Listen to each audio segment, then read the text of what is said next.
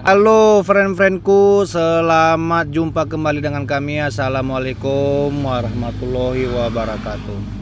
Jadi untuk sekarang saya coba mau menjelaskan seperti apa konsep kerja yang model radiator ini ya kawan ya. Jadi begini bang, kalau kita menggunakan radiator yang pada umumnya itu yang di depan mesin, itu radiatornya dapat dingin apabila motor ini berkecepatan tinggi.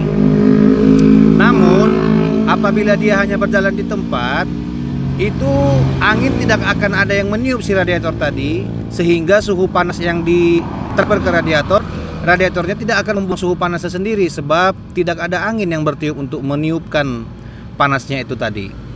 Nah, jadi untuk kali ini saya akan coba menjelaskan ke kawan-kawan semua seperti apa konsep kerja radiator yang saya custom full. Jadi begini ya bang ya. Di sini tangki radiator kita menggunakan tangki freon atau tangki LPG pun bisa kita buat, namun terlalu besar. Jadi konsep kerjanya seperti ini bang.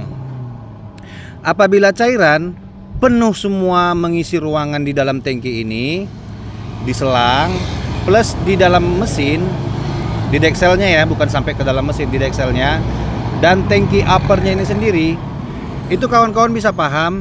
Ini ada nampak cairan hijaunya. Air selalu mengisi setiap sudut ruangan. Jadi apabila airnya penuh seperti yang nampak sekarang ini, airnya itu akan diam di posisi di sini. Nah, jadi pada saat mesinnya menyala, di dalamnya ini ada baling-baling propeller.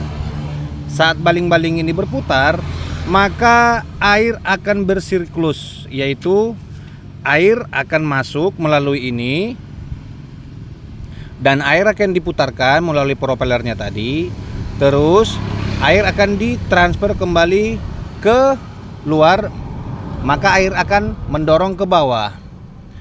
Pada saat ada tekanan, tangki ini juga akan mendorong kembali air itu ke atas. Ke atas, masuk ke bawah dan diputarkan oleh propeller kembali.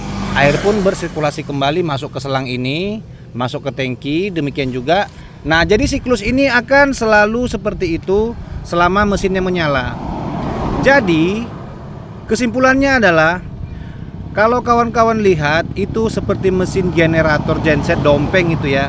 Kenapa kebanyakan menggunakan tangki air yang menggunakan drum, bahkan kolam sekalian? Karena semakin besar penampang untuk wadah air, maka sifat untuk mendinginkannya itu pun semakin bagus. Artinya semakin besar penampang airnya, suhu mesin tadi pun akan teresap sampai dengan 80%. Nah, jadi dengan konsep 135 cc, 135 cc, panasnya itu tidak akan secepat kalau dia menggunakan radiator standar. Jadi kalau radiatornya sudah sebesar ini tangki penampang airnya, maka bisa dikatakan suhu panasnya tadi pun akan bisa relatif lebih stabil. Jadi begitu ya kawan ya. Untuk radiator kita ini, kita semua sudah ikutkan standar SOP-nya. Kita menggunakan untuk input, terus ada ventilatornya. Ventilator ini berguna untuk membuang udara yang terperangkap di atas propellernya ini sendiri akan masuk ke sini. Nah, jadi untuk membuat grandong, kalau saya pribadi, saya sendiri, saya lebih menginstruksikan untuk mesin yang awet itu sebenarnya di Jupiter MX.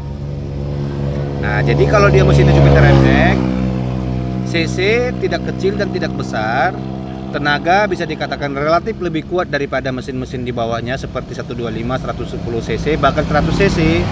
MX bisa dikatakan lebih jempolan ya kawan ya. Nah, jadi untuk perangkat kita ini, dia sudah dilengkapi dengan gearbox double pedal. Gearbox double pedal ini pengoperasiannya adalah ini untuk maju, ini untuk mundur, terus ini untuk low. Apabila menanjak untuk pendakian yang lebih tinggi, ini ada gearbox booster. Nah, jadi ini aktif, boosternya aktif. Low untuk di gearbox double panelnya aktif, itu kekuatannya tidak diragukan lagi ya kawan ya. Nah, jadi begini dulu untuk penjelasan singkat tentang Jupiter MX apabila dijadikan alat langsir. Jadi kalau kita menggunakan tangki radiator standarnya yang di depan mesin, itu mesin akan lebih cepat overheat atau panasnya akan cepat tercapai. Apabila digunakan tangki seperti ini, di-upgrade dia menggunakan penampang yang lebih besar, maka penampung airnya semakin banyak dan panasnya pun tadi akan lebih stabil. Oke kawan-kawanku ya. Jadi untuk unit kita ini seperti ini dia semuanya. Jadi videonya nanti akan kami tampilkan untuk durasi yang panjang saat dia berpetualang